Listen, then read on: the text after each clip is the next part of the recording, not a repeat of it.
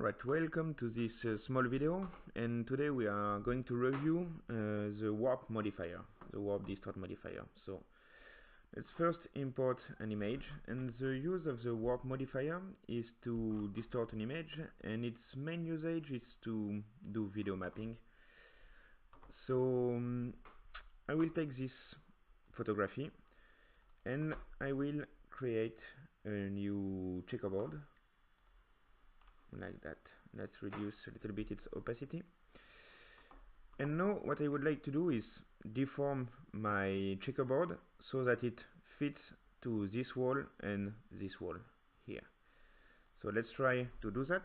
And to do that we are going to use the warp modifier, which can be found under distort and warp. Where is it?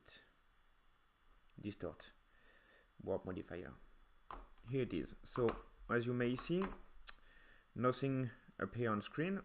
And now if I go on edit mode, I can see those 4 points, and if I move them, nothing happen. This is the first setup. I'm just going to tell where I want to transform my image, and then I can click on the edit source and uncheck that button, and then now I have my grid appearing in red, and I can move these points to transform my grid. So other way to do that more conveniently is to use the visualize button here. To remember, the visualize button allow to discriminate an image or modifier, and if I do that on the warp modifier and activate the edit mode, here I got my entry points, and below I got my output points. But then here what I need to do is also to check what I have below my checkerboard. So in order to do that, I will stay in the regular mode. So I will first edit my source, and then by default we have 4 points at each corner, and if I'm in edit mode and I press Ctrl and click, then I can create new points on the grid. So let's create 2 points here and place them well. So let's reduce the opacity. So I want to transform this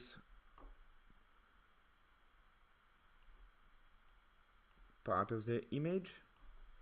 So then the way you are going to put your points on your image depend on the image you want to transform and the model on which you want to transform this image. So really it's up to you. And then uncheck the edit source button and reactivate a little bit the transparency. And then what we are going to do is just say that the edge here will coincide with the edge of the bridge. So let's change these points here. Alright, and edit source again. So now I will move my points, and let's put it that way.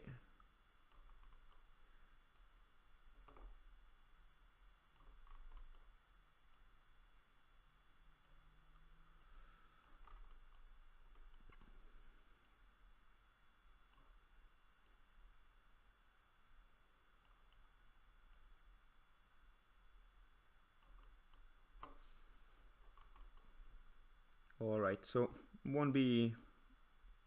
this won't be a perfect thing here.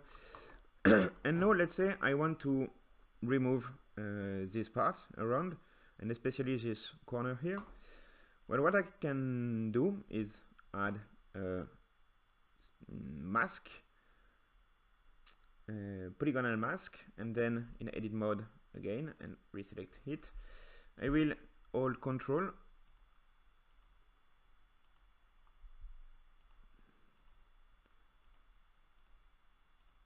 and then I can mask my layer like that. And as you may notice, now I am masking my transformed image. What I can do is also put the mask before checkerboard, before the warp, and then if I use my mask here, what is going to happen. Let's deactivate the warp and let's create some points like here. It was this edge here. Alright, and now reactivate the warp. And as you may see, now I'm using my mask before the warp modifier apply. So this may be a little tricky to do at first, better to have well prepared stuff. But what is convenient then with this method, if I want to move my warp points, then what I'm going to move is my image already masked, and I won't have to modify or transform my mask all over again. So that's it for the review, the short review of the warp modifier. I hope it could have been of some use to you. So see you next time.